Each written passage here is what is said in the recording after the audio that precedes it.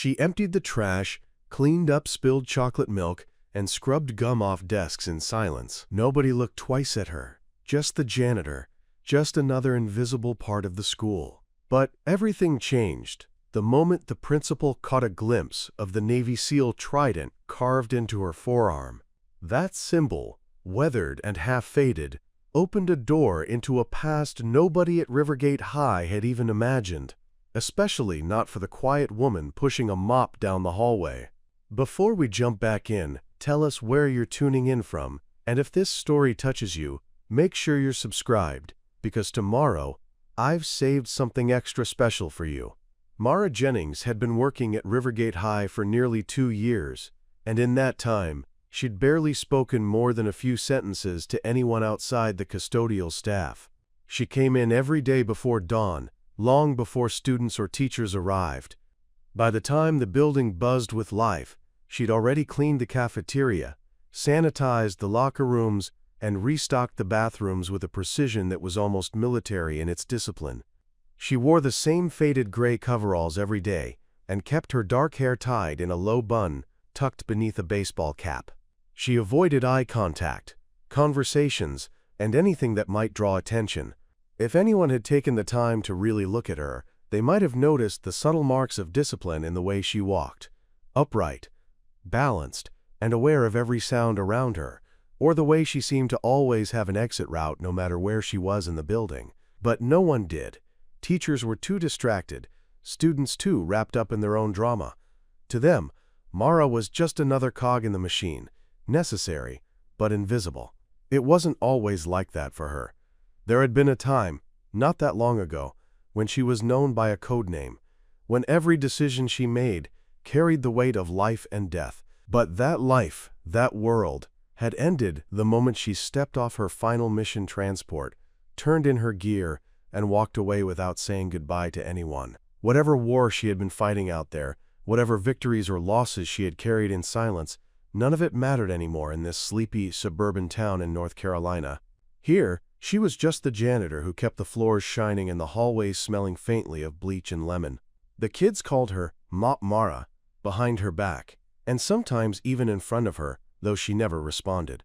A few teachers raised their eyebrows at how quickly she seemed to notice messes before they were even reported, or how she once diffused a fight between 2 seniors in the hallway without raising her voice. But most people figured she was just someone who'd had a rough life and was grateful to have steady work, even if it meant cleaning up after hormonal teenagers.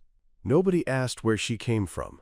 Nobody wondered why a woman with the reflexes of a panther and the poise of a soldier would take a job wiping down whiteboards and unclogging toilets.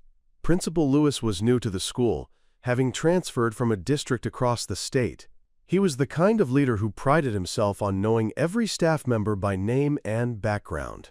He made it a point to greet the front desk receptionist each morning, talk to the crossing guard outside, and have lunch in the cafeteria once a week just to stay connected. When he noticed Mara cleaning the gym bleachers one early morning, after a particularly rowdy pep rally, he figured he'd introduce himself. It wasn't just about courtesy. Something about the way she moved, calculated, deliberate, hyper-aware, piqued his curiosity. That morning, as he approached her from behind and called out a simple good morning, she stiffened slightly, as if startled not by his voice, but by its proximity. When she turned to face him, the sleeve of her coveralls slipped up just enough to reveal a glimpse of something unusual, etched just above her wrist, partially faded by time and sun exposure. It wasn't a tattoo like the ones his students had. It was more like a brand, a carved memory of something earned through blood and fire. He recognized the shape instantly, even though he'd only seen it up close once in his life. The Navy SEAL Trident. It was unmistakable. He didn't say anything right away, just paused, eyes flickering between her face and the scarred emblem on her skin. Mara quickly pulled her sleeve back down and resumed scrubbing the bleachers as if nothing had happened, her face neutral but her jaw set. Lewis nodded slowly and offered her a coffee from the thermos he carried. She declined with a polite shake of her head. The interaction lasted less than 2 minutes, but it was enough to send his mind racing. That afternoon, while reviewing staff files in his office, Lewis searched for her employment record. What he found only deepened the mystery.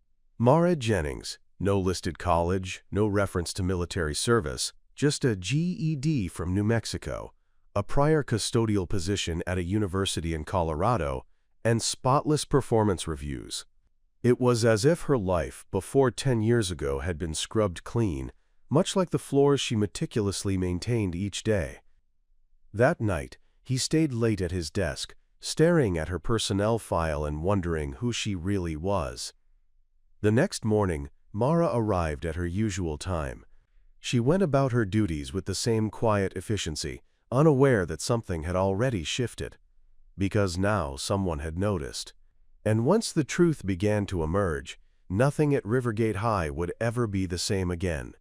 Long before Mara Jennings was known as Mop Mara in the echoing halls of Rivergate High, she was just a girl growing up on the outskirts of a dusty New Mexico town where the summers baked the pavement and the winters blew grit through the cracks in every window. She had grown up with silence and space, raised by a father who didn't say much and a mother who left when she was 10. Her father had worked in construction and drank more often than he should have. But he was never cruel, just quiet, just tired. And Mara, ever observant, had learned how to stay out of his way, how to be self-sufficient, how to depend on no one but herself. From the time she was 11, she cooked her own meals, stitched her own clothes, and taught herself how to shoot tin cans off a fence with a .22 rifle he kept in the shed.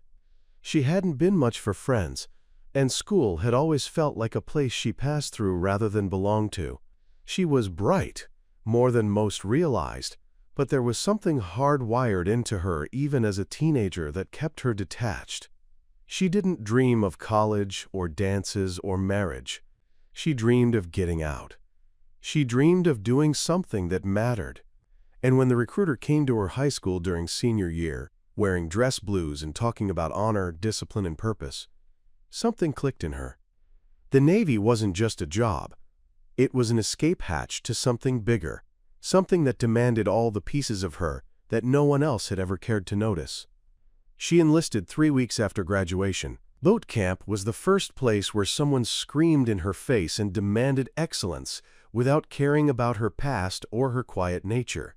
And she thrived. When the others faltered, she adapted. When they panicked, she observed.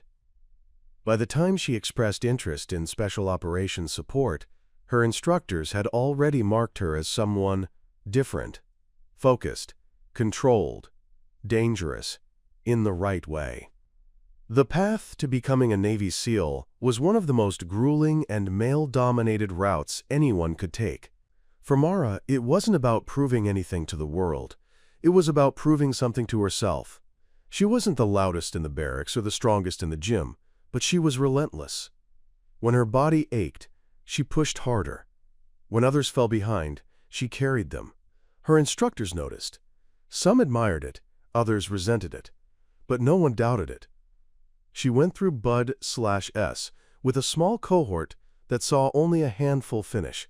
Mara didn't just survive, she excelled, quietly and with precision. Her Trident wasn't given.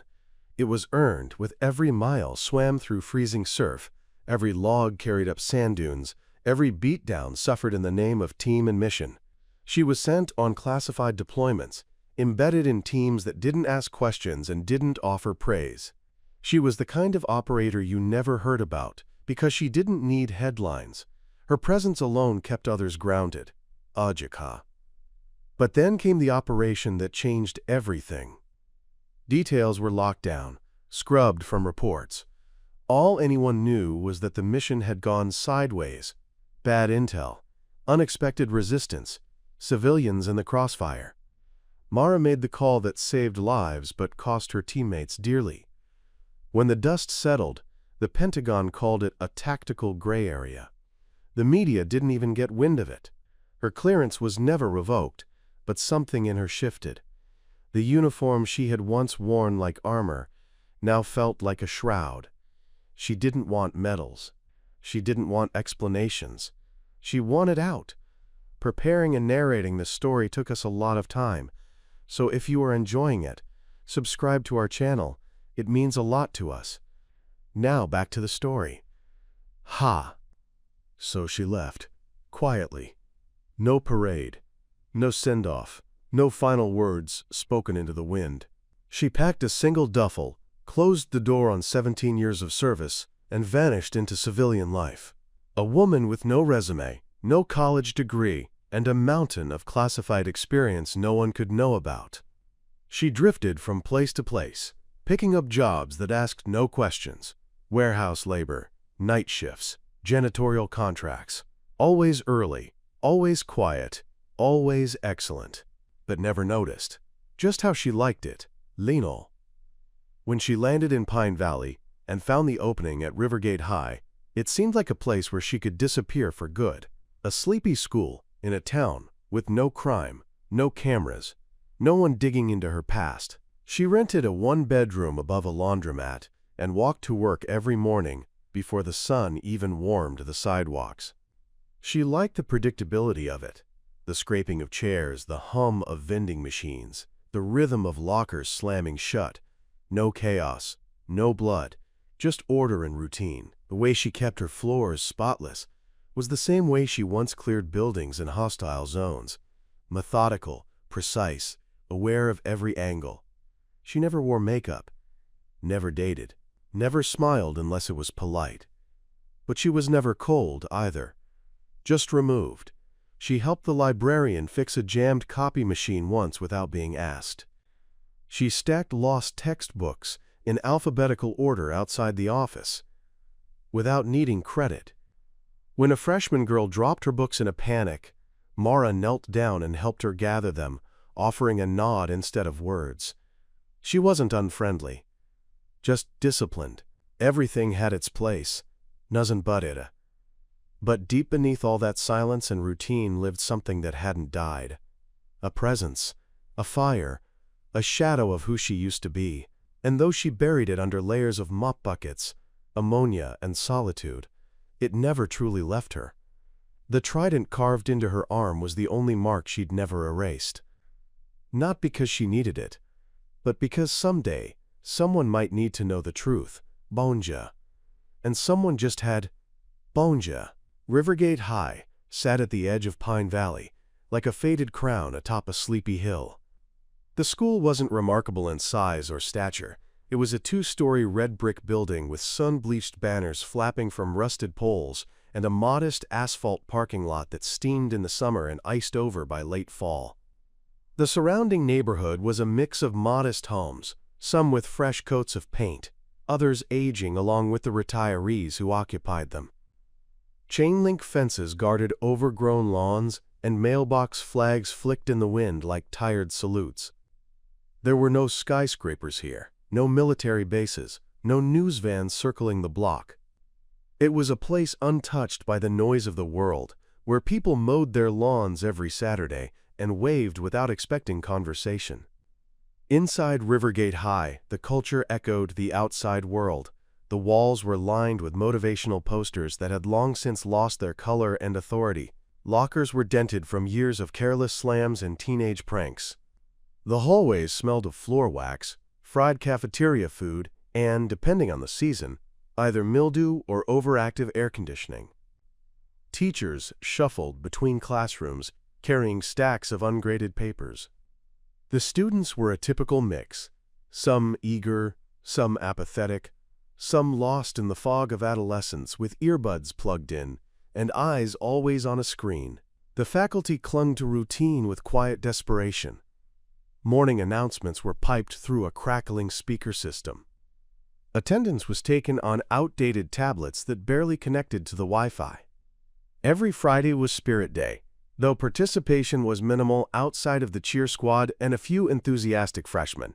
Teachers wore school-color polos with names stitched above the chest. Pep rallies felt more like obligations than celebrations. Football games drew in the same familiar faces: parents, siblings, alumni who hadn't moved far. The scoreboard hadn't worked right in years, and the bleachers groaned under the weight of hot dogs, soda cups, and decades of indifferent loyalty. The custodial department, where Mara had carved out her quiet domain, operated like a subterranean machine, rarely seen and even less often appreciated. The janitor's closet behind the gym was a narrow, cinder-block room with racks of industrial cleaners, worn brooms, and a broken stereo that only played AM stations. It was Mara's sanctuary. There were no photos, no decorations, no flair, just rows of supplies organized by type and purpose. The logbook where she recorded her daily assignments was always neat, her handwriting sharp and even. She reported to a supervisor named Randy, who wore flannel year-round and spent most of his shift in the break room watching reruns on his phone.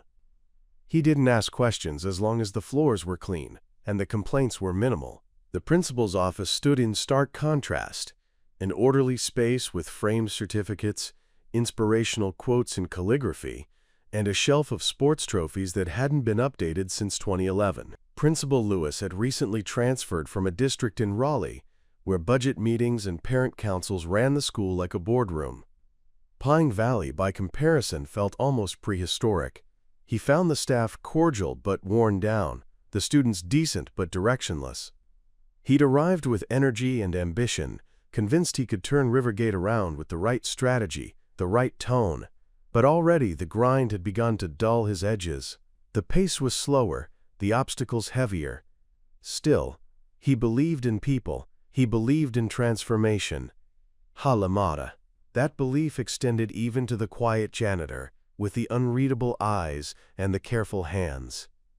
He noticed her before the Trident, noticed the way she greeted each task with the precision of a practiced professional, the way she scanned every room before entering, the way she carried herself, not with arrogance, but with readiness, like someone who had spent years preparing for a moment that might never come. The students ignored her, but he didn't. Something about Mara didn't fit in this sleepy ecosystem, and yet she functioned within it flawlessly, like a ghost, woven into the architecture. Rivergate High also had its pockets of drama, nothing scandalous by national standards, but enough to fuel gossip and make the teachers roll their eyes. The star quarterback was coasting on favoritism. A math teacher was on the verge of burnout, grading with red ink so ferociously that students started calling him Mr. Bloodbath. A handful of kids skipped school regularly to hang out behind the gas station on Mill Road, vaping and swearing loyalty to dreams that barely stretched past graduation. And yet, within that landscape, Mara moved like clockwork. Students might throw trash, track in mud, or graffiti the bathroom walls, but the next morning everything would be clean again, like the mess had never existed. She didn't just clean, she reset the school each day, erased the mistakes, covered the wounds. In the teacher's lounge, her name rarely came up. If it did, it was in passing. That janitor, what's her name again? She's quiet, right? I think she was military or something, she's got that look. But no one followed the thought. Everyone had their own battles. Lesson plans, grade inflation, angry parents. Nobody had time to dissect the mystery of the janitor, who worked harder than anyone else and never asked for praise. Until Lewis saw the Trident, it hadn't occurred to anyone that Mara Jennings might be someone worth knowing. Outside, the seasons shifted with stubborn regularity. The oak trees on campus shed their leaves in fiery bursts, and the mornings grew colder. Inside, Mara's routine never faltered. She polished the handrails. She tightened the loose bolts on chairs. She replaced flickering lights without being told. And all the while, the world around her slumbered in its haze of assumptions. No one imagined that a woman who pushed a mop with such care had once carried out orders that had global consequences. No one thought the janitor might be the most dangerous person in the building, and also the most disciplined, the most principled, the most broken. Rivergate High was an ordinary place in an ordinary town, but beneath its cracked linoleum tiles and rusted lockers, a story was waiting to be uncovered. A story carved into a woman's flesh and buried beneath years of silence. And now, with one glance, that story had started to stir. Rivergate High, like most institutions weathered by time and complacency, had its own brand of toxicity, subtle, institutional, and often dressed in authority. The school board prided itself on its reputation for stability, and in doing so, they favored not progress, but predictability. In this framework, the most powerful force working against Mara Jennings was not a single person, but a system given shape and voice by one man in particular, Vice Principal Darren Caulfield. He wasn't loud or overtly malicious. He didn't throw tantrums or bark orders in front of students. But he wielded control with a tight jaw, tight smile, and an even tighter grasp on bureaucracy.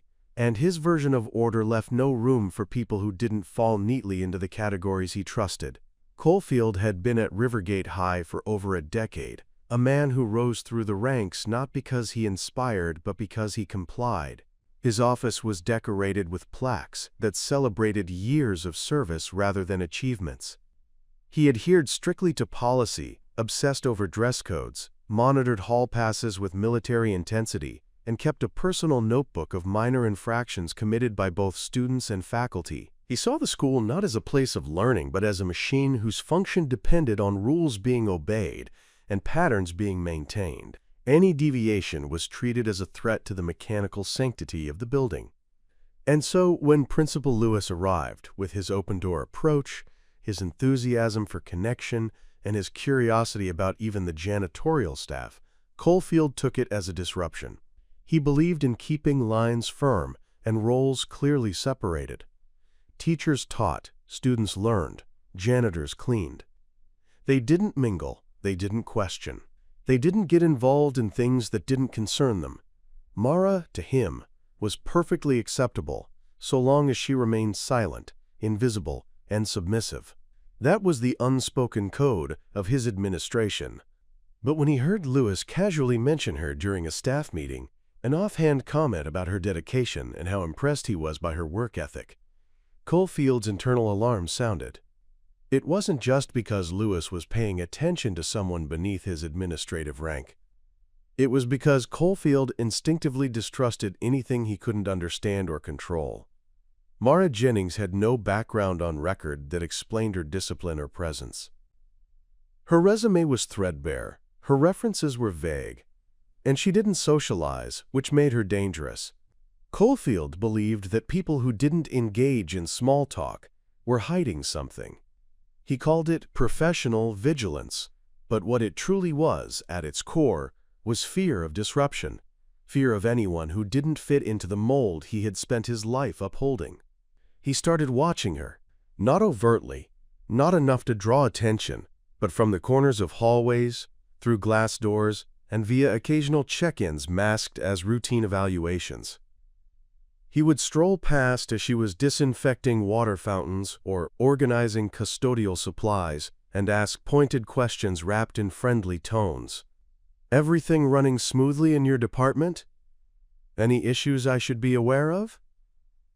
He never lingered, never gave her a chance to respond beyond a nod or a yes. He wasn't interested in her answers. He was gathering patterns, collecting data. That's what Caulfield did. He built cases slowly, methodically, until he could justify his discomfort with action disguised as policy. The moment that truly shifted his attention, however, came 2 weeks after Lewis saw the Trident. Caulfield had entered the East Wing hallway just as Mara was finishing up after lunch.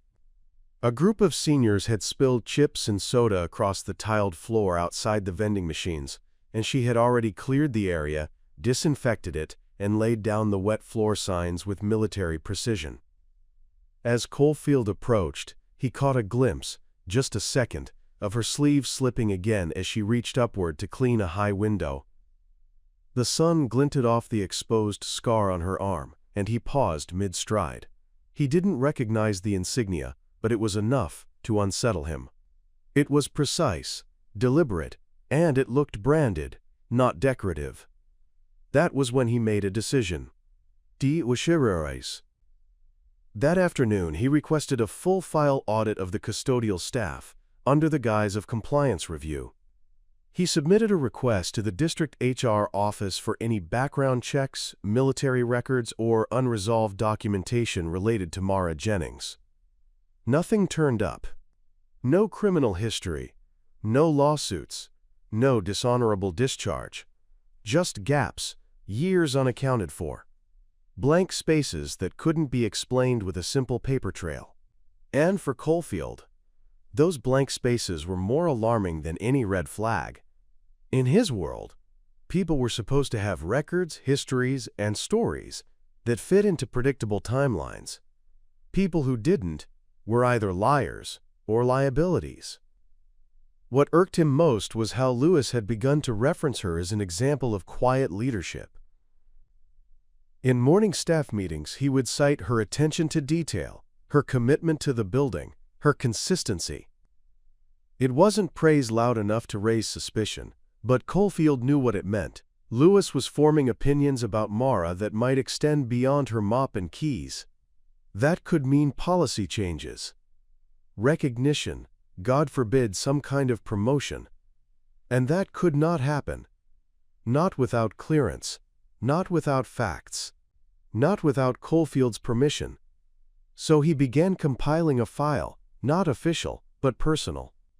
He kept notes of her daily routes, observed which students she interacted with, how long she spent in certain wings. He flagged any behavior he could spin into a potential concern. He noted that she carried herself with too much awareness, that her cleaning reports were submitted too precisely, that she rarely took sick days. In his mind, normalcy was found in imperfection, in mess. People who worked too perfectly were either trying to impress or trying to hide.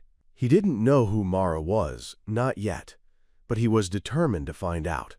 And when he did, he would use it to reassert control, not just over her, but over the narrative, over the school, over Lewis. Because in Caulfield's world, order came not from inspiration, but from obedience. And Mara Jennings, with her silence, her mystery, and her unspoken past, was a threat he intended to eliminate. Every school had its rhythm, and Rivergate High moved to a quiet, predictable beat. Monday through Friday, the same bell schedules chimed, the same announcements crackled through the outdated speakers, and the same exhausted faces filed through the hallways in search of learning, distraction, or simply the end of the day. Within this framework, Mara Jennings operated like clockwork, her movements so consistent they might have been scripted. She arrived before sunrise, slipping into the building through the custodial entrance tucked behind the art room. She checked the maintenance logbook without fail, organized her supplies in sequence, disinfectants, mop heads, gloves, brushes, and mapped her route through the building with the precision of a patrol sweep. No deviation, no wasted motion, no questions asked.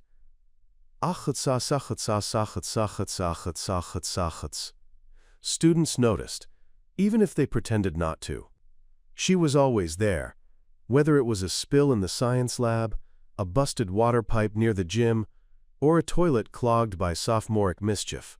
Teachers joked quietly that Mara had a sixth sense, always arriving just minutes after a mess occurred, as though she had a silent alarm wired into the school walls. Some even laughed that she must have hidden cameras, but nobody ever believed it seriously. They just knew that if something needed fixing, cleaning, or handling, Mara was already on her way. What no one could explain was how she always seemed to know exactly what tools were needed before being told, or why she instinctively positioned herself with her back to a wall in crowded hallways, or how she could memorize faces, locker numbers, and even class schedules without ever holding a clipboard. It was a pattern she kept deliberately, almost religiously. In her mind, every routine was a thread in the web of control she built to keep the chaos at bay. Years of deployment had taught her that predictability was not weakness, it was protection. Patterns allowed for assessment, anticipation, and response. She mapped the school's layout in her mind as thoroughly as any compound she'd once breached overseas. Entry points, blind spots, time intervals between class changes, the average number of seconds it took for students to flood out of classrooms. Which stairwells got clogged, which teachers were inattentive, which students were aggressive when unsupervised. She stored it all, not because she had to, but because something in her refused to stop observing, refused to stop preparing, even in this world of chalkboards and homework. And yet, amid all her discipline, the rituals sometimes rubbed others the wrong way. Vice Principal Caulfield, in particular, had begun to take note. His walkthroughs, once sparse and ceremonial, were becoming more frequent. He would stroll into hallways during passing periods and stand near the end of corridors, arms folded, eyes narrowed. He spoke rarely to Mara, but when he did, it was always under the pretense of professionalism. Comments about scheduling efficiency, questions about chemical storage safety, suggestions about updating custodial protocols. But Mara recognized the tone beneath his civility. It was the probing of a man trying to peel away her layers one rule at a time. A man uncomfortable with what he couldn't define. Gokoli hale. Despite the tension, she didn't break her rhythm. If anything, she doubled down. She arrived earlier, stayed later. When students vandalized the back stairwell with permanent marker, she had it cleaned and repainted before the morning bell. When a delivery driver dropped a shipment of cafeteria supplies in the wrong location, she had it rerouted and unloaded before the kitchen staff noticed. When the fire alarm system glitched and triggered a false evacuation, she isolated the problem before the maintenance team even arrived. Each time, she left no trace of complaint or self-congratulation, just quiet, invisible efficiency. But patterns, even the strongest ones, eventually draw attention. And as Mara continued her routine, Caulfield's scrutiny sharpened. He began accidentally overlapping her time slots, showing up in custodial wings during her hours, inspecting utility closets that hadn't been touched in months. Once, he trailed her without words for nearly 5 minutes as she disinfected lockers outside the main office, clipboard in hand, pretending to take notes. She didn't flinch. She kept working, one locker at a time, her face impassive. But she noted his steps, his angle of approach, the way he lingered longer than necessary at corner turns. And in the quiet of her own mind, she knew he was building a case, not with evidence, but with suspicion. Not because she had failed, but because she had never given him anything to hold against her. It wasn't just Caulfield who noticed. The students, too, were beginning to whisper. The same seniors who once called her Mop Mara, with a mix of teasing and disregard, had begun watching her with something closer to curiosity. One afternoon, after Mara had broken up a hallway argument between two feuding freshmen, with nothing more than a look and a firmly planted stance, one of the football players muttered that she moved like a Navy robot or something. A sophomore in band class, whose father had served in the Marines, swore she had seen Mara practicing hand signals during a fire drill, even though she had no one to signal. And in the cafeteria, rumors circulated that she had once defused a bomb in Afghanistan, though no one could agree on who started the story. Still, Mara didn't deviate. She let the gossip ripple and fade. She stuck to her pattern, used it as armor. But beneath the surface, a different kind of rhythm was forming. One not built by her own design, but by the suspicions of a vice principal whose sense of control was beginning to erode, and by the quiet curiosity of a principal who had seen enough in his life to know when someone was hiding for the right reasons. The pattern was no longer hers alone. It had become a stage, and soon someone would step forward to disrupt it completely. It was on an overcast Tuesday morning that the first real fracture appeared in the carefully maintained rhythm of Rivergate High.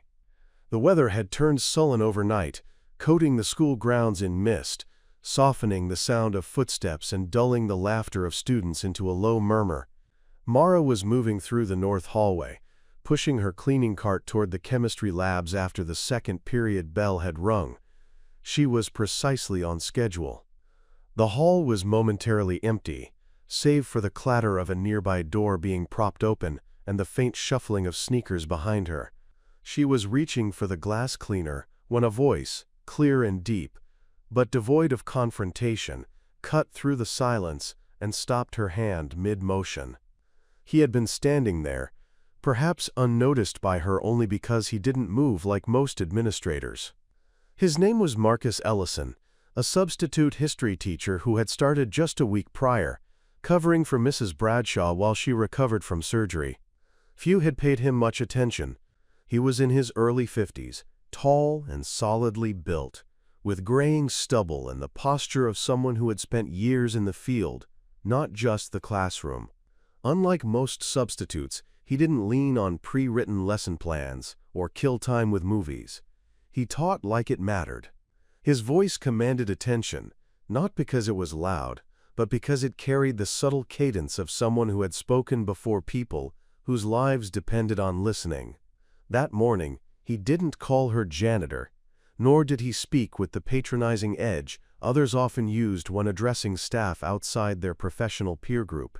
He simply said, "Excuse me, ma'am, that's a rare mark on your forearm." Mara had turned slowly, eyes narrowing just enough to signal caution, but not threat. She didn't answer immediately. She didn't need to. The man's gaze wasn't speculative, it was knowing. She could tell by the way he spoke that this wasn't about curiosity. It was recognition. She didn't respond, only rolled down her sleeve instinctively and resumed aligning the bottles on her cart. But the moment had shifted. She knew it. And he knew she knew. Ellison didn't press. He just nodded once and stepped aside, allowing her to pass. As she did, he offered something barely audible, an acronym, slipped under his breath like a forgotten password, JSOC. The term wasn't meant for anyone who didn't understand its weight, but for someone who did, it hit like a flare gun in the dark. That afternoon, he didn't mention her in the teacher's lounge. He didn't ask anyone questions or stir gossip, but Principal Lewis happened to be reviewing end-of-week department feedback when Ellison knocked on his office door and requested 5 minutes.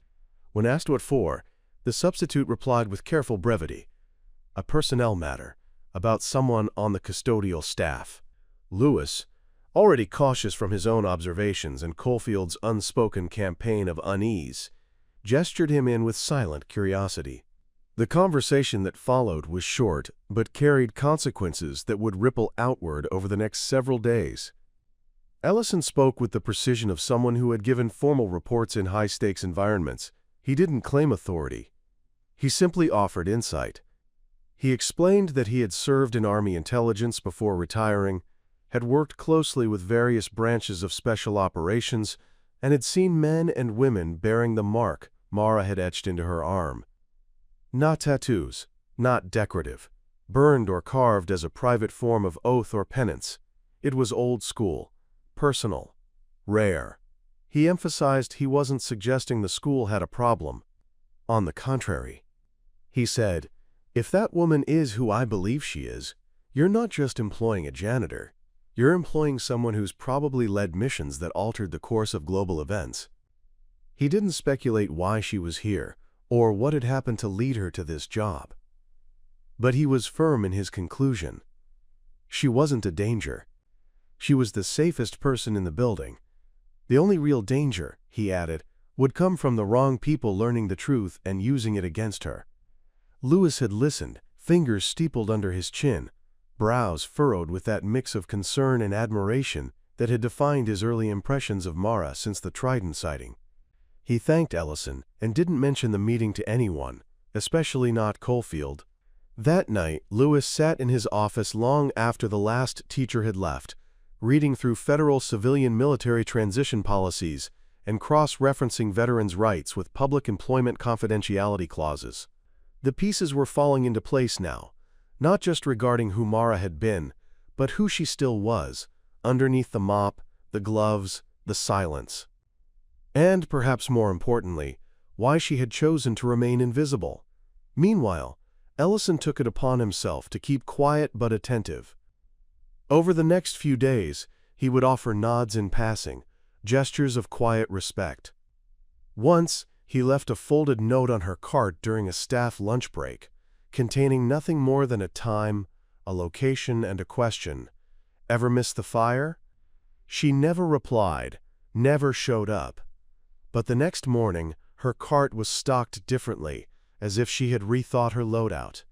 A silent message received, decoded, and filed away. In schools like Rivergate, the arrival of a witness didn't come with a spotlight or applause. It came as a ripple, almost imperceptible at first.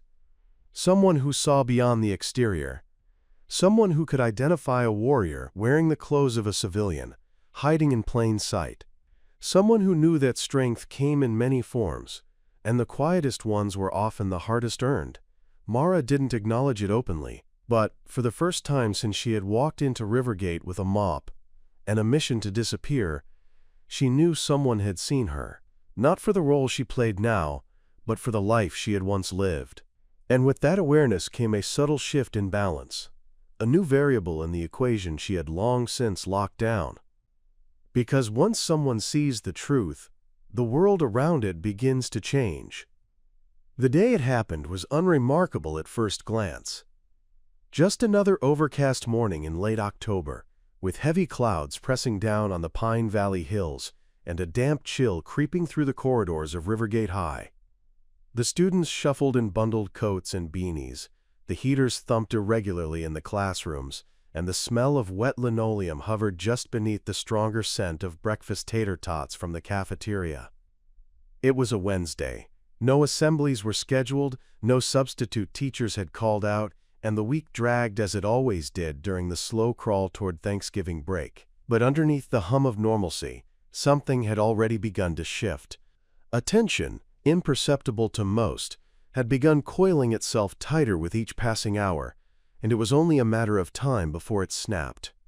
Mara's morning had begun like all the rest. She arrived before dawn, unlocked the supply room with her badge, and reviewed the custodial assignments for the day.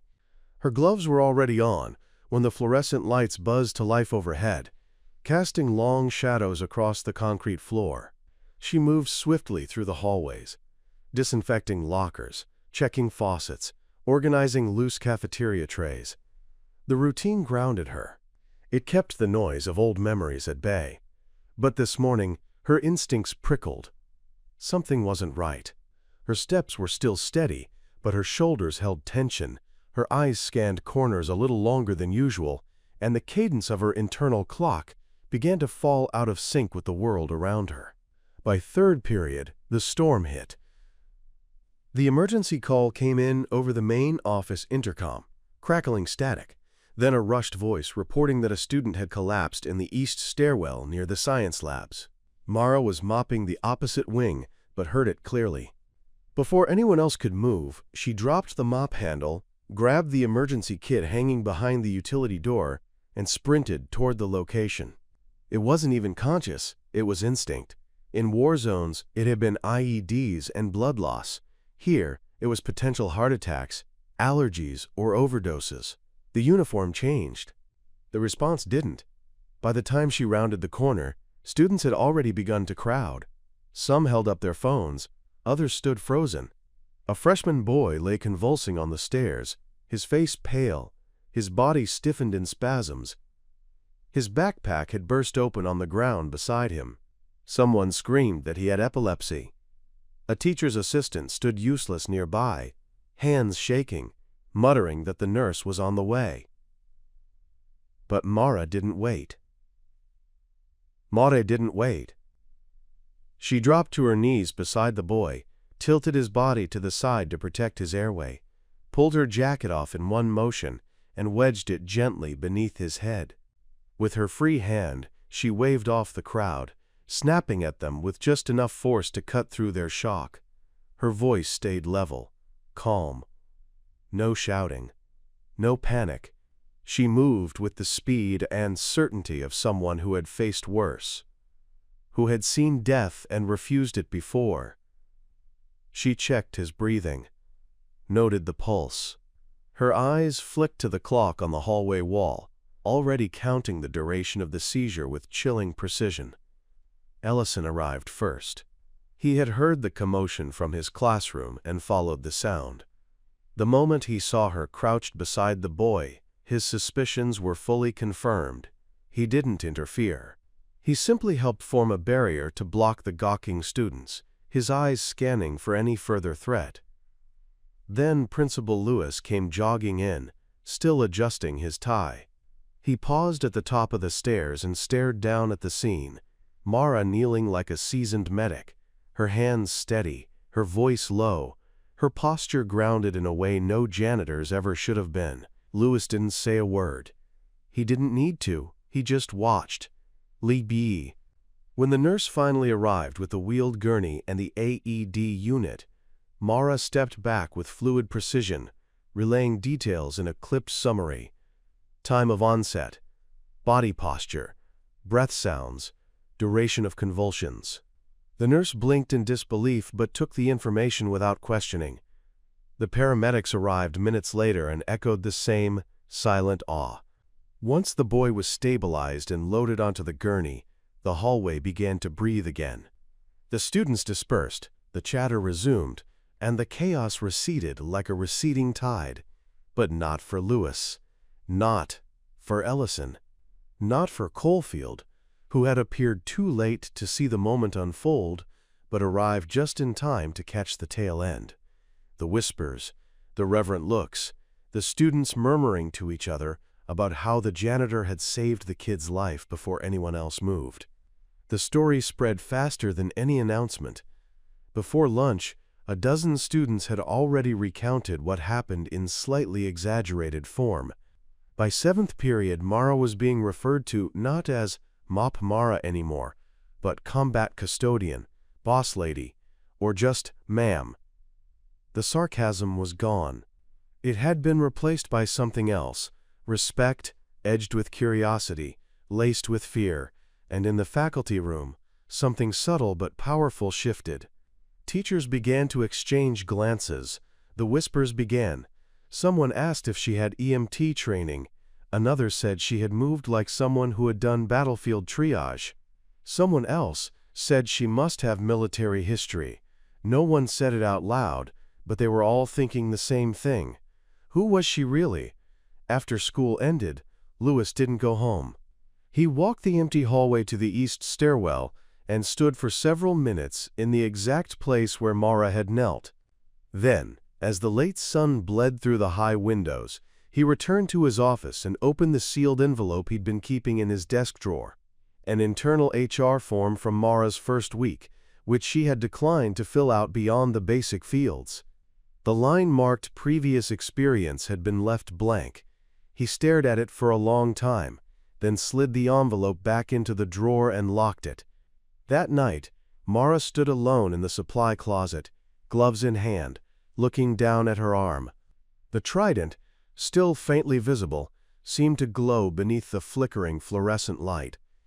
Not because she had shown it, but because for the first time since she arrived at Rivergate, she hadn't needed to. Her past had finally stepped out of the shadows, not by choice, not by force, but because someone needed help. And when the moment came, she didn't hesitate. And now the truth was no longer invisible. It was undeniable. The fallout didn't arrive like an explosion. It crept in like fog, dense and deliberate, clouding the air between colleagues, darkening conversations, and tightening the grip of suspicion. By the following Monday, the story of Mara Jennings had already calcified into legend. The student she had helped, Tyler Henson, was recovering at home, and his parents had sent a glowing email to the school, praising the brave woman who saved our son when no one else acted. The message had been forwarded to the superintendent's office, shared among staff, and printed in the front office where a paperclip held it to the wall beside a flyer for the upcoming fall festival. Mara, of course, had said nothing. She kept her head down, resumed her usual hours, and returned to her cleaning rounds, like nothing had changed. But the building had changed. The air buzzed differently when she passed. Students moved aside with reverence rather than indifference. Teachers gave her extra seconds of eye contact. And most notably, Vice Principal Caulfield began watching her with a new level of intensity, a scrutiny sharpened not by curiosity, but by threatened authority. It began with small things. A clipboard left conspicuously in the supply room with a note about updated chemical inventory procedures. An unexpected walkthrough while Mara was refilling paper towels in the girls' restroom, followed by a pointed reminder about closed-door safety compliance. Caulfield had always operated with bureaucratic precision, but now his actions weren't about oversight, they were about control. He resented how quickly the school's perception of Mara had shifted. He resented that he hadn't been the one to manage it. In his mind, the narrative had slipped from his grasp, and he needed to wrest it back before it ran too far ahead of him. In a staff meeting that Thursday, he brought it up under the guise of procedural review.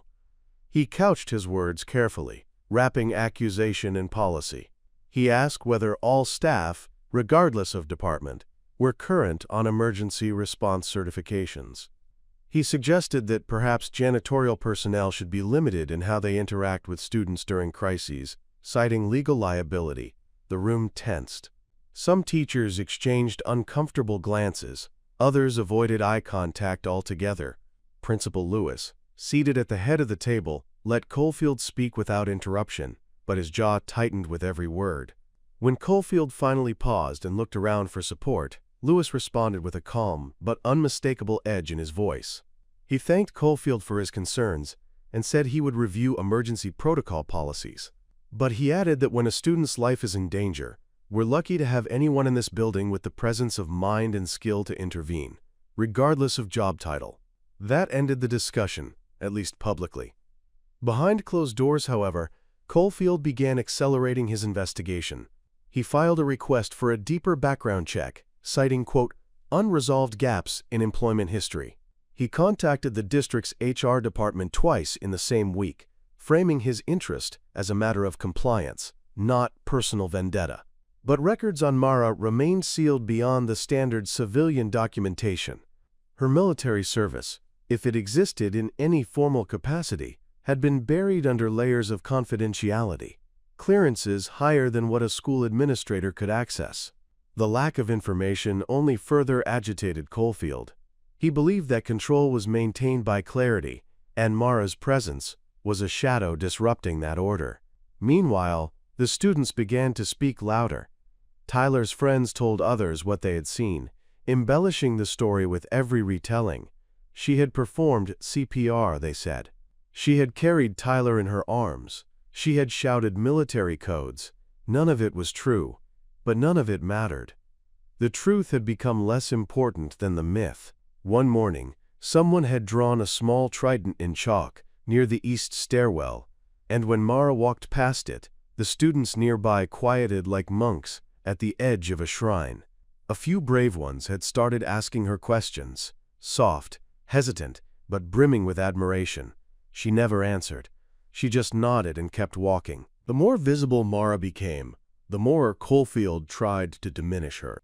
He scheduled an impromptu performance review, cornered her with paperwork about supply mismanagement that didn't exist, and even issued a formal notice regarding improper chain of command during student emergencies. He cited vague district guidelines and signed it himself without Lewis's endorsement. When Mara received the notice, she read it once, folded it neatly, and placed it in the back pocket of her jeans without a word. She didn't argue. She didn't defend herself. That silence, more than any outburst, unsettled Caulfield. The tension reached its peak one afternoon when Caulfield entered the janitor's closet unannounced while Mara was organizing shelves. He stood in the doorway, arms crossed, his tone dripping with veiled authority. He told her, firmly, that her actions during the seizure incident were commendable but inappropriate, and that future emergencies should be handled only by trained medical personnel or administration. Mara paused, a half-empty box of gloves in her hand, and met his gaze for the first time in weeks. Her expression didn't shift, but her eyes were no longer tired.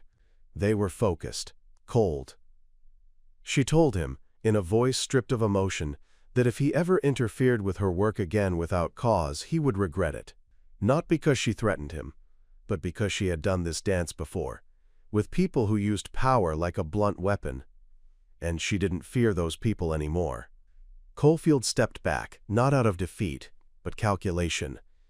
He realized in that moment that force wouldn't work. She was unshakable. What he needed was exposure, proof, something public and undeniable. Because until he could discredit her, she was untouchable. Worse, she was becoming a hero. And in his world, heroes were a threat to the system he had spent years maintaining. Mua. That night, Mara stood alone in the east hallway long after the lights had dimmed. The janitor's cart sat beside her, unmoved. She stared at the spot where Tyler had collapsed, her fingers grazing the pocket where she had folded Caulfield's warning.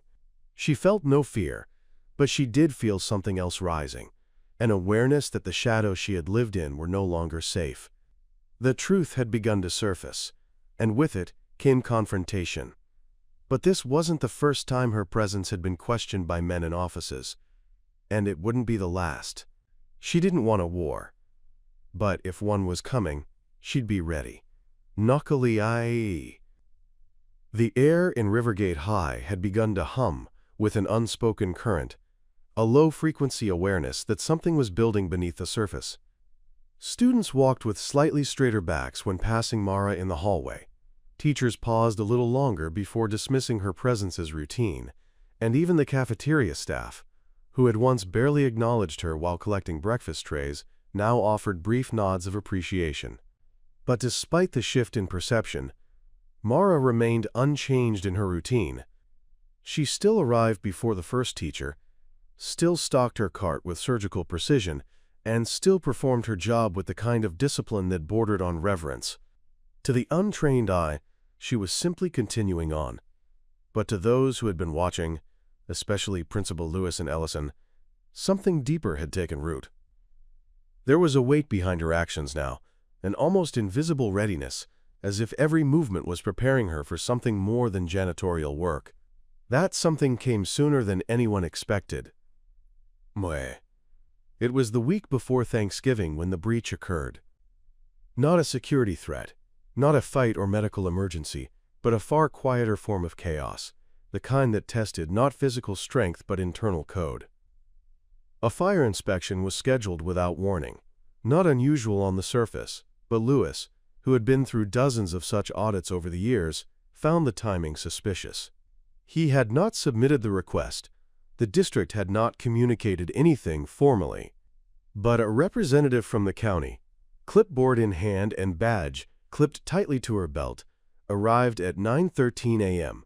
and began an unannounced sweep of the facility. Caulfield followed her like a shadow. He made a show of stepping back, allowing her space to do her job, but it was clear to anyone paying attention that he had orchestrated the entire thing. His eyes darted to Mara's utility room more than once. When the inspector finally made her way there, he casually suggested she check the chemical logs and verify the labeling systems, implying violations with the tone of someone who expected to find them. But when the inspector entered the closet, she found everything in place. Clean labels, color-coded containers, expiration dates logged and visible, emergency exit plans laminated and posted exactly where required. It was spotless. Every shelf aligned, every chemical documented. Caulfield's jaw twitched, but he said nothing. But the true demonstration didn't happen in that closet. It happened during the fourth period, when a false alarm was pulled from the East Wing.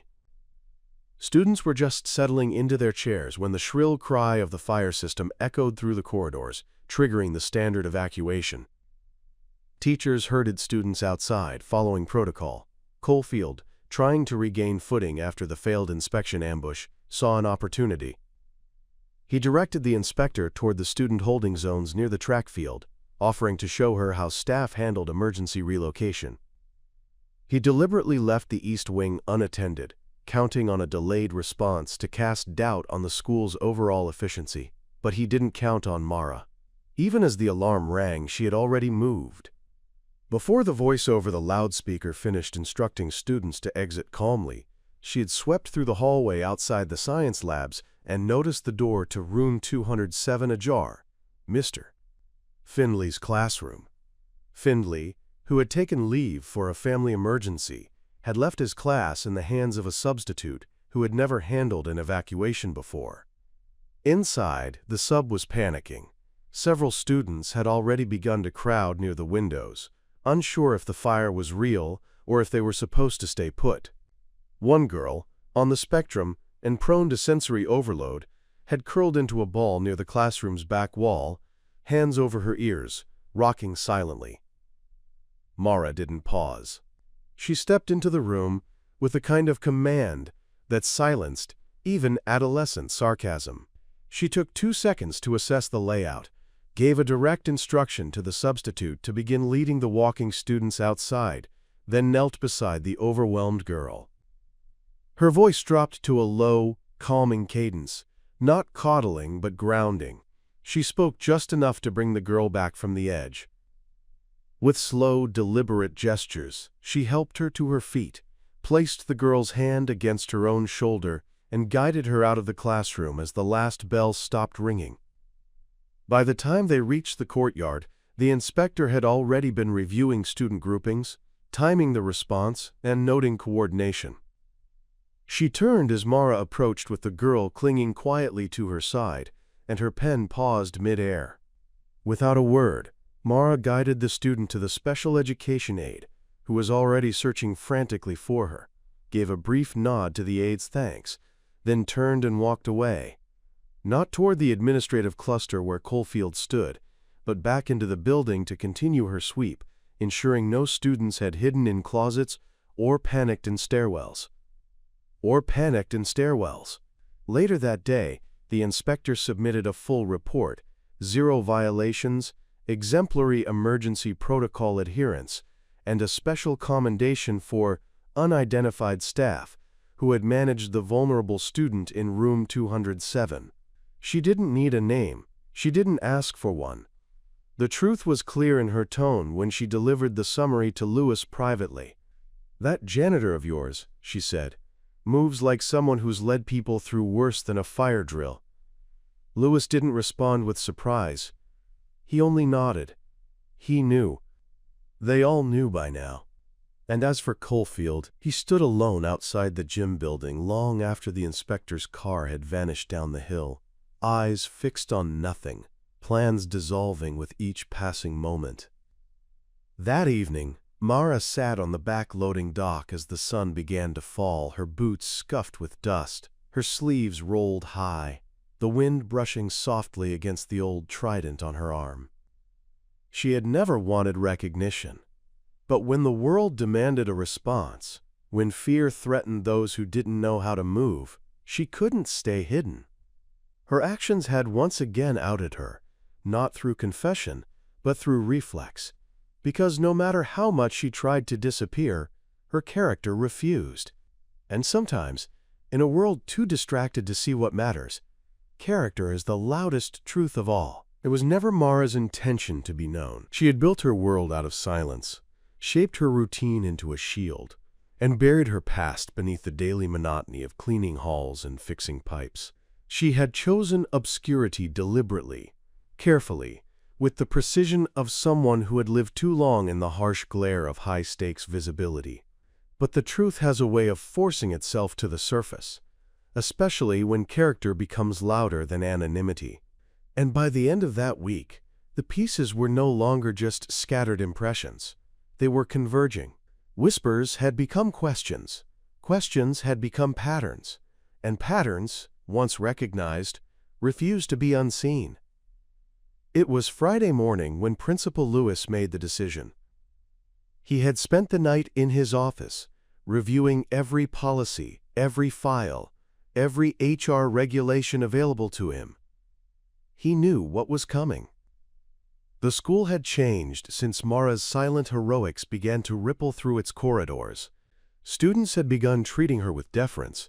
Teachers had started asking if she could be moved to a permanent position with more responsibility, and even the superintendent's office had sent a tentative email inquiring about the emergency response custodian mentioned in the fire inspection commendation. Lewis had tried to shield her privacy, to maintain her dignity while still defending her against Caulfield's relentless inquiries.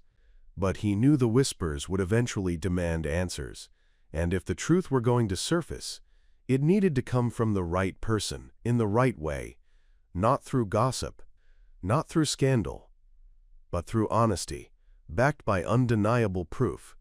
Nas, he asked Mara to come to the auditorium that morning under the pretense of inspecting a leaky backstage pipe. She arrived, as expected, with her tool belt and gloves, ready to work. But instead of a wrench or a valve, she found Louis standing on the stage beneath the warm glow of half-lit house lights, a thick manila envelope in his hands. He said nothing at first, just offered the envelope and gestured to the first row of seats. She sat without a word, her face unreadable. Inside the envelope were printed pages, copies of old commendation letters, scanned photographs, fragments of declassified mission reports. He didn't ask where he had gotten them. He didn't say who had helped. But she knew the moment she saw the first line. Her name, next to a series of alphanumeric codes and the word SEAL, that he had gone deeper than most were allowed to go. She sat still for several minutes, reading without reaction. Then, slowly, she looked up, and her voice came low and even, the way a tide recedes before revealing the shape of the shore beneath it. She told him the truth, not the full version, but enough. Enough to explain why she moved the way she did, why she couldn't sleep past 4 a.m., why she could memorize blueprints and respond to crises with her body before her mind even caught up. She had served 16 years in the Navy, 10 of those on assignment with a SEAL team so classified most of their missions were never recorded, beyond first-hand accounts and black-inked reports. She had led operations, rescued hostages, disarmed explosives, and buried comrades in soil foreign and forgotten. And then, one day, without ceremony, she came home. No parades, no closure, just the sudden silence of civilian life. She had tried offices, warehouses, even a private security firm. None of it fit, none of it made sense. Until one day she applied for a job at a quiet school in Pine Valley and told herself she would stay until the noise in her head stopped. Louis didn't interrupt. When she finished, he nodded and asked her only one question. "Do you want the students to know?" Her answer came after a long pause. "Only if it helps them understand something bigger than me." That afternoon, during the final assembly before Thanksgiving break, Louis stood at the podium in front of the entire student body and staff. The gym buzzed with chatter, the usual end-of-week energy vibrating through the bleachers. He waited until the room quieted. Then he spoke. Not with pomp, not with spectacle, but with reverence. He told them about unseen heroes, about service without spotlight, about strength that looks like silence and courage that hides behind humility.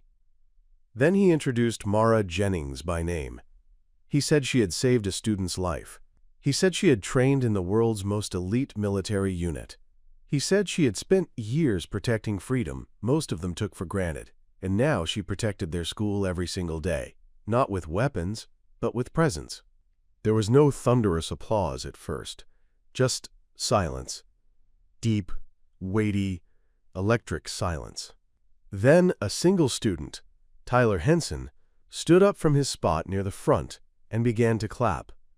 Others followed, slowly, uncertainly at first, and then with growing momentum. In moments, the gymnasium roared, not out of celebrity worship, but something purer, gratitude, awe, recognition. Mara stood at the side of the gym, her arms crossed over her utility shirt, her eyes fixed on the floor. She hadn't wanted this, but for the first time in a long while, she accepted it. Not for herself, but for what it meant.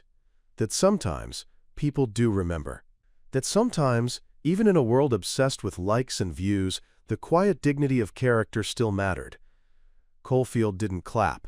He sat stiff in the faculty section, his mouth a tight line, his eyes darting sideways, already calculating how to recover from being so completely and publicly outmaneuvered.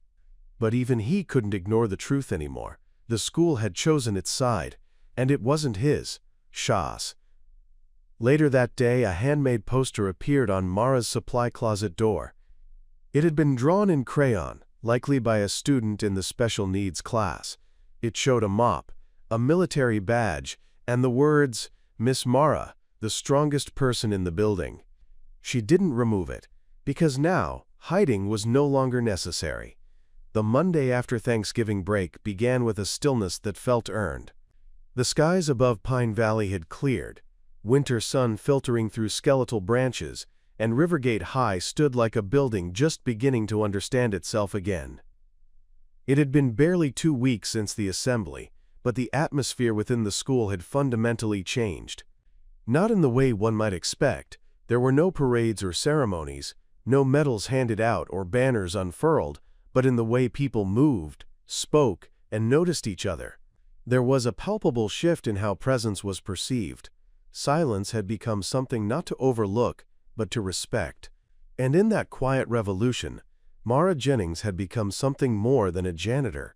She had become a constant, a symbol, a truth no one could unsee. She returned to her work without fanfare, just as she always had. She didn't adjust her uniform, didn't update her badge, didn't alter the cadence of her daily route. Her mop still traced the same long lines across the hallway tiles.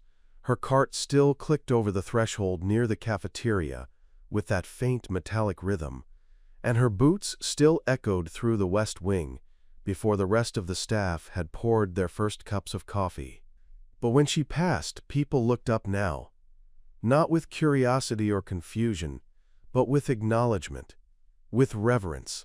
And in the eyes of the students, there was something deeper, like they were seeing, for the first time, the weight a single person could carry in silence.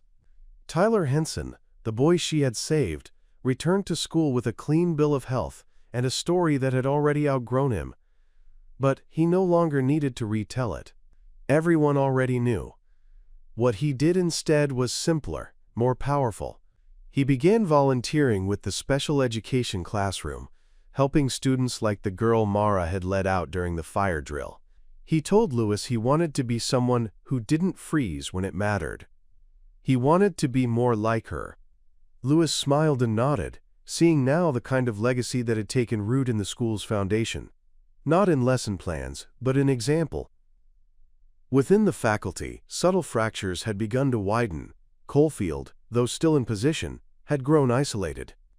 The respect he once commanded had begun to erode, not through confrontation, but through comparison. Staff who had once feared his rigid authority now questioned his motives. Teachers who had remained silent during his bureaucratic power plays now spoke with more confidence in staff meetings, often citing, quote, Mara's example when discussing policy changes or student engagement strategies. The janitor had, without trying, become the new North Star, and Coalfield could do nothing to reverse that gravitational shift. He submitted fewer internal reports. He began requesting more off-campus training sessions. He pulled back. His authority remained intact on paper, but in spirit, it had dissolved. Principal Lewis, meanwhile, had never been more certain of the power of presence. He had written a letter of personal commendation to the school board, not for publicity, but to formally enter Mara's name into the district's record of non-teaching staff with exceptional contributions. He also approved the addition of a small plaque near the east stairwell, a simple brass square engraved with words he had chosen himself, for the ones who act when it counts. He never mentioned her name on the plaque. He didn't need to. Everyone knew. Ellison remained quietly supportive. His contract as a substitute was extended through spring, and he continued teaching with the calm authority of a man who had been to war and survived the long silence afterward. On certain mornings, he and Mara would pass each other in the hallway, exchanging a single nod. That was all. No conversations needed.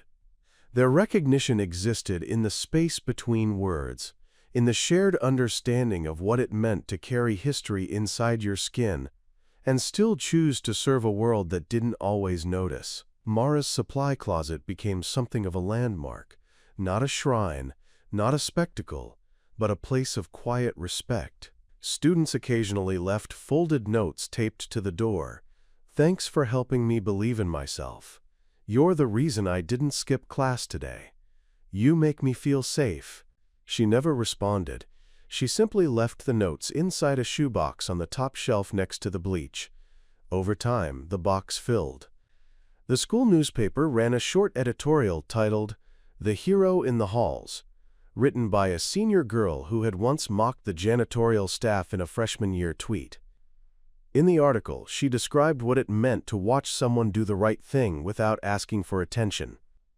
She wrote, "We spend so much time trying to be seen, but maybe the most powerful people are the ones who don't need to be." The article won a state student journalism award in the spring. Outside the school walls, the community took notice as well. Veterans from the local American Legion post began dropping by with lunch deliveries for the custodial staff. One left a coin, an old Navy Challenge coin, with the initials MJ etched into the edge. No note, just the coin. When Mara found it on her cart, she closed her hand around it without a word and slipped it into the small pouch she kept on her tool belt. She never changed who she was, but now the world around her had adjusted. People didn't need the full story anymore. They didn't demand her resume, her medals, or her past. What they saw was what mattered.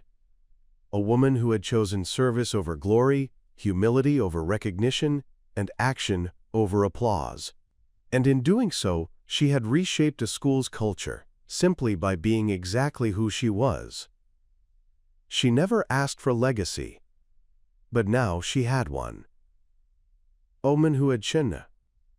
Years later, long after the bleachers had rusted at the edges and the paint on the lockers had faded under the wear of 1,000 adolescent scuffs, Rivergate High still whispered the name of the woman who had once moved through its hallways like a ghost and left like a lighthouse. Mara Jennings remained part of the building's muscle memory, imprinted not on official district plaques or administrative rosters, but on the collective soul of a generation that had walked its linoleum floors. Her story had become a quiet inheritance passed down between classes, never fully told, never exaggerated, but felt in every corner of the school's culture. She had come to Rivergate with no fanfare and no name, and she left it better simply by being brave enough not to seek attention. After she resigned, quietly, respectfully, with no ceremony, the school struggled to replace her. Not because there were no applicants for the custodial role, but because no one could replicate her presence.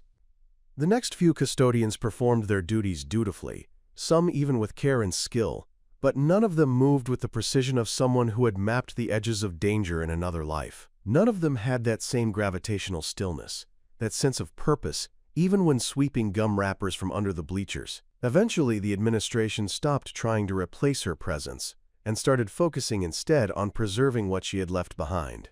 Every new teacher received a copy of the Internal Crisis Protocol Manual Mara had annotated in her final months, unofficial but widely regarded as the gold standard of emergency prep.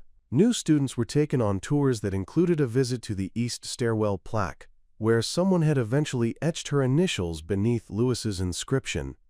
No one removed them. The brass had dulled with time, but the message endured. The special education program she had once shielded during that fire drill grew stronger in the years that followed. Tyler Henson, the boy she had saved, returned to Rivergate as an aide while pursuing his teaching degree. He often told his students that the best leaders weren't the loudest ones. They were the people who showed up when no one was looking. In his classroom, next to the whiteboard, he kept a small framed photo of a trident carved in driftwood. Students often asked about it. He never gave them the full answer. He just smiled and said, "That's the reason I'm here." Outside the school, Mara's influence stretched further than she ever intended. An article about her story, written by the same student journalist who once wrote The Hero in the Halls, made its way into a national education magazine. It didn't go viral. It didn't spark a wave of documentaries. But it reached the right people. Several retired veterans, working quietly in blue-collar jobs across the country, wrote letters to the editor saying they finally felt seen. That someone had captured what it meant to carry history on your back without demanding the world salute you. That dignity in silence was still possible, even in a culture obsessed with recognition. One letter, sent anonymously, read, "I've worked in kitchens, fields, and shipping yards for years. I thought I had to choose between pride and peace. Your story reminded me I could have both. Back in Pine Valley, Principal Lewis eventually retired, but before he did, he instituted a tradition at Rivergate High called the Quiet Valor Award, given each year not to the top student or the loudest achiever, but to the one who showed strength through humility. The kind of kid who stepped in without waiting for applause, the kind of kid Mara would have nodded to in the hallway. The award was never given with a speech, just a single sentence, for being the kind of presence that makes others better. The students treasured it more than any honor roll certificate. Mara, for her part, never returned to Rivergate. She settled in a small lakeside town up north, where no one knew her name and no one asked about the faint tattoo on her arm. She worked part-time at a veterans outreach center, teaching basic survival skills and helping displaced vets find housing. When people asked what she used to do, she just said maintenance and smiled. But sometimes, when she met someone particularly lost, someone on the edge of giving up, she'd tell them the story of a school where no one knew who she was, until one day they did, and everything changed. Not because she told them, but because she acted when it mattered. And though she lived far from Pine Valley, though the names and faces blurred with time, she still received one envelope every spring, a thank you letter from the newest Quiet Valor recipient, handwritten and earnest. She kept them in a shoebox beneath her bed, just like she used to, with the notes taped to her supply closet. Every so often, she would read through them, letting the words remind her that legacy isn't measured in medals or monuments. It's measured in the echoes we leave behind, in the people we nudge quietly toward their better selves. Mara Jennings never asked to be remembered, but in the halls of a modest high school, in the hearts of those she touched, and in the ripple of actions her example inspired, she always would be. Not as a Navy SEAL, not even as a janitor, but as the one who acted when no one else could, and never needed to say why. 2 years after Mara Jennings quietly left Rivergate High, her name surfaced again, but this time not from the people who had once worked beside her or the students she had protected. It came from a place far removed from school gyms and fire drills, from a podium in a packed convention center during the National Education Safety Summit in Denver. Among rows of school administrators, policy experts, and security consultants, one presenter stood and began his speech with a story, not about strategy, statistics, or surveillance, but about a janitor in a small-town high school who had once saved a student's life and walked away without demanding a single moment of recognition. He didn't use her name at first. He called her the Unknown Protector, a term that would soon spread among the attendees. But by the end of his presentation, when he showed the scanned image of a small brass plaque mounted near a stairwell that read, "For the ones who act when it counts," the story's subject became real and unforgettable. That speech ignited something. Not a media frenzy, not a viral explosion, but a deeper kind of movement, an internal reckoning among schools across the country. Boards began reevaluating how they viewed non-teaching staff. Custodians, cafeteria workers, groundskeepers, people long treated as background fixtures were suddenly being looked at with fresh eyes. Quiet contributions were being noticed.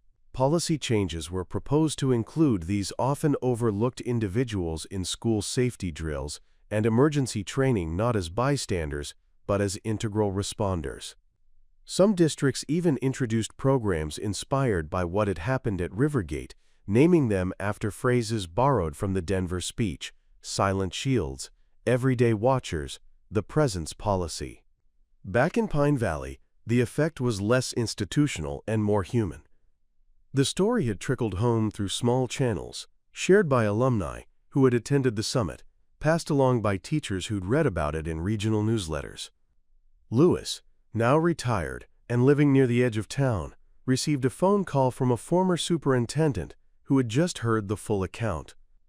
"I knew you were onto something with that woman," the man said, "but I didn't know just how deep it went." Lewis didn't gloat. He never had.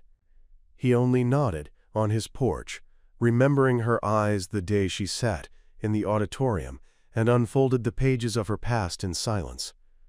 Tyler, who had taken a full-time role at Rivergate's Special Education Department, began leading monthly resilience circles for students, using Mara's example to teach emotional preparedness, responsibility, and calm under pressure. In every session, he reminded students that strength wasn't loud, that leadership didn't always come with titles, and that sometimes the most powerful people in the room were the ones holding a broom. When asked why he continued talking about her after so many years, he simply said, "Because she changed the way I see people, and I want others to see like that too." Meanwhile, Mara never knew about the speech in Denver.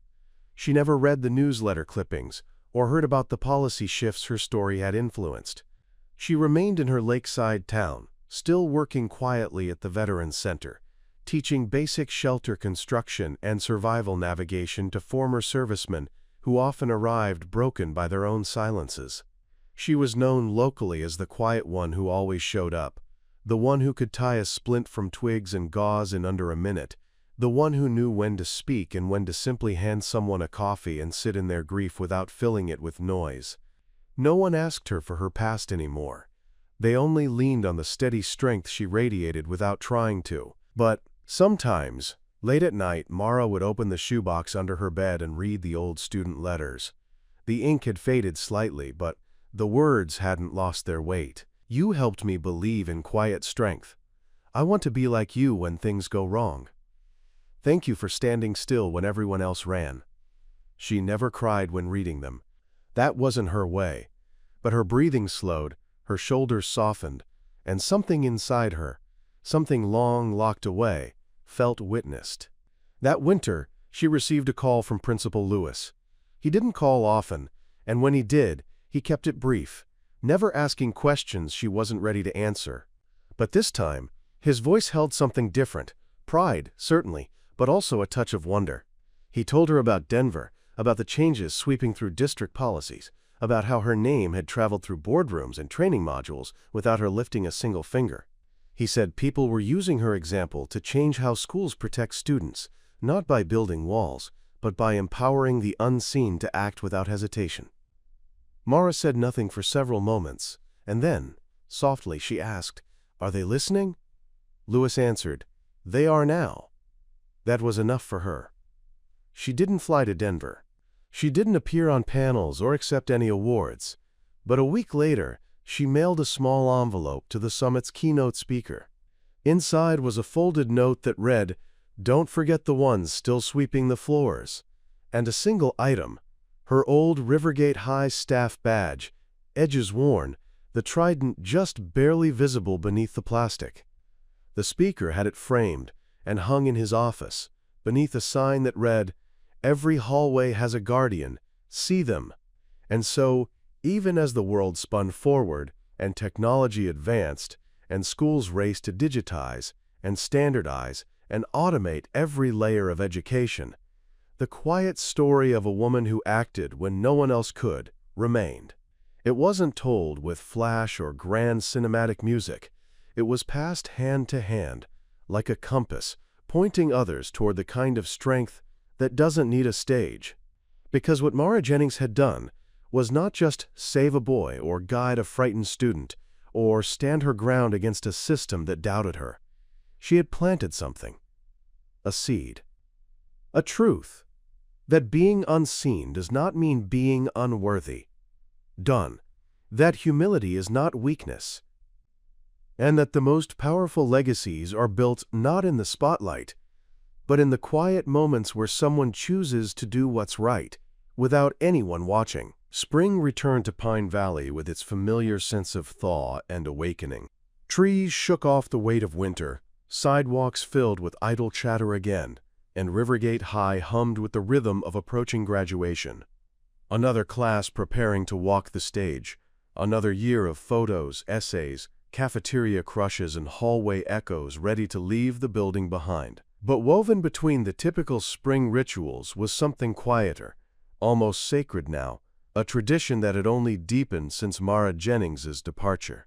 Her presence, though no longer physical, remained in subtle gestures, in the way the students moved, in the way the staff spoke about responsibility and courage. It was as if her story had settled into the bones of the school, passed down through each new student body like folklore, but real, rooted in truth, and always relevant. In Mr. Henson's special education class, a new student named Avery had just transferred in. She was quiet, shy to the point of vanishing, and never spoke above a whisper. Her file mentioned trauma and transitions, and while teachers treated her gently, most struggled to get more than nods from her. But one day, after class, Avery remained behind as the other students shuffled out. Tyler turned to find her standing at the supply shelf, staring at the small driftwood carving of a trident that he kept on a narrow ledge beside the books. Without looking away, she asked, "Was she real?" Her voice was thin but unshaken. Tyler smiled, walked over, and answered with a story. Not the full story.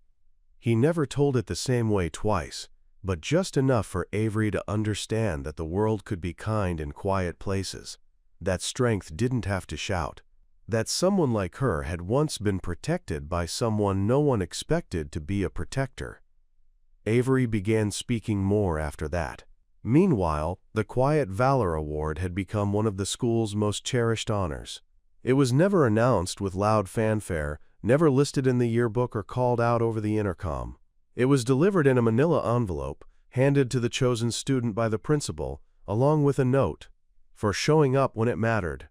No cameras, no audience. But for those who received it, it meant more than any other accolade. It meant they had been seen by someone who understood the kind of courage it took to act with humility. This year's recipient was a sophomore named Ellis, who had spent the winter months sitting with a student recovering from a difficult surgery, even when no one asked him to. When the award came to him, he said nothing to his friends, but he started helping clean up the gym after basketball games without being told. Bintodeaya, Lewis, now in full retirement, occasionally stopped by the school when invited, always refusing to speak at assemblies, always preferring to linger at the edge of the halls. During one of those visits, he noticed a new addition to the staff, a younger woman, maybe in her late 20s, janitor's cart in tow, moving through the hallways with quiet focus. She wasn't Mara, of course, but she had a certain intentionality to her steps, a steadiness in how she scanned the hallway after the bell rang, as if she were taking stock of more than just litter. When he introduced himself, she recognized the name instantly and smiled. "I've heard a lot about you," she said. "They told me this job means more than cleaning." Lewis chuckled, nodded, and told her, "If you do it right, it always does." Word of Mara continued to spread beyond Pine Valley in ways she never intended.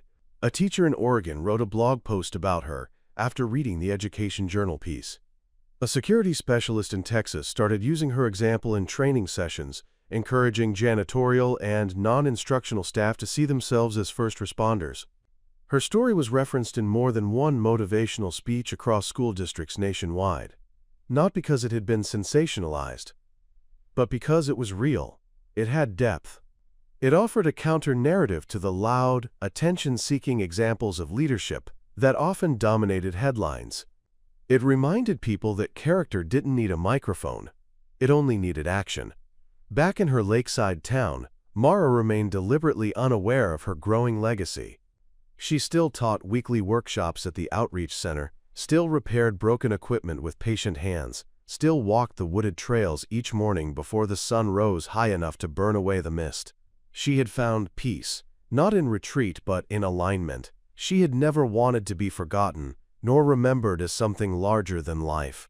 What she had always wanted was to matter in the moments that required it, and to walk away without needing to be told she had done well. But every so often, she received letters, fewer now, and often from strangers who had heard her name in passing or seen the plaque at Rivergate and felt compelled to write. One came from a high school principal in Montana who had just started a Presence Matters initiative on campus. Another came from a student in North Carolina who said her story had helped him step in when a fight broke out at his school. He said he'd remembered the phrase, "the ones who act when it counts." Mara read each letter carefully, then placed it in a second shoebox, the one she kept beside the first. Not to hold on to glory, but to remind herself that good work, done quietly, still echoes long after your footsteps have faded. The world had changed since her days in uniform. It had become louder, faster, sometimes crueler, but it had also become more aware. Because of stories like hers, institutions were learning to widen their gaze, to recognize the value of presence, of integrity, of the quiet ones. Not everyone got a monument. Not everyone wanted one. But for those who led with stillness and stayed when others left, there would always be someone watching and learning. Mara Jennings had never written a memoir. She didn't have a YouTube channel, or a foundation, or a brand. But in 1,000 quiet places, in schools, in shelters, in security trainings, and whispered advice between mentors and students, her legacy grew. Not as a legend, but as a standard. And it was that kind of legacy, the unspoken kind, that changed everything. On a crisp autumn morning, nearly 5 years after Mara Jennings last walked the halls of Rivergate High, the school prepared for its centennial anniversary celebration. Banners fluttered from the flagpoles. The gymnasium had been polished to a glow, and alumni from across the decades were gathering for the event. The entire town buzzed with anticipation. Speeches were written, musical performances rehearsed, and classrooms turned into exhibit rooms displaying student projects that chronicled the school's century of history. Among the faculty, there had been a long and quiet discussion about whether or not to include the story of the school's most quietly transformative figure in the program. Not everyone had agreed at first.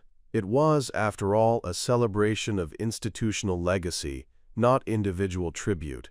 But as the preparations unfolded, one thing became clear. Rivergate's story could not be told truthfully without her. Principal Moreno, who had stepped into the role after Lewis's retirement, stood at the podium that afternoon before a gym packed with students, teachers, former graduates, and local press. Behind him was a simple black curtain that concealed the final surprise of the event. He didn't start with a quote or a joke. He began with silence. A full 5 seconds of it. Then he asked the room to think of one person, just one, who had changed their life not with speeches or status, but through quiet action. He said some people change the world by stepping into the spotlight, but others change it by stepping in when no one else will. Then he told the story, not with embellishment, not with drama, but with reverence. The fire drill, the Trident, the years of service tucked behind Janitor's gloves, the moment of recognition, the legacy that followed. Every word landed with the weight of truth. No student interrupted. No graduate checked their phone. When he finished, he gestured to the curtain behind him. It opened to reveal a framed silhouette sculpture, a brushed steel outline of a figure in work boots, a mop in one hand, a fire alarm in the other, and a faint carving of a trident at the wrist. There was no name etched on the display, just one line beneath it: "The ones who act when it counts." It was met with a standing ovation that didn't erupt, but rose, like the slow, sure rising of a tide, and among the applause were tears. Not because of tragedy, but because of something rarer: reverence for a life lived in quiet impact. At the edge of the crowd, in the very back row near the bleachers, a woman sat still. Her hair was now streaked with silver and pulled back in a low twist. Her clothes were simple, her eyes alert but soft. She had not planned to come. She had heard about the event through a passing mention in one of Tyler's letters, and something about the tone told her it was time. Time to see, not be seen. So she arrived early, unnoticed, and took her seat like she had always done, with intention, without expectation. She didn't stand during the ovation. She didn't wave, didn't approach the stage. She simply watched the room she had once cleaned every morning before sunrise, now filled with people who had grown because of what she once chose to do in silence. Watched the sculpture catch the light, reflecting not glory but steadiness. Watched the teachers who once dismissed her now holding back tears, and the students whose names she never learned now cheering for the kind of courage they might one day need themselves. And as she sat there surrounded by the echo of her own story spoken by someone else, she felt a warmth that had nothing to do with recognition. It was something quieter, something deeper, like roots. After the event ended, a few teachers walked past her without noticing.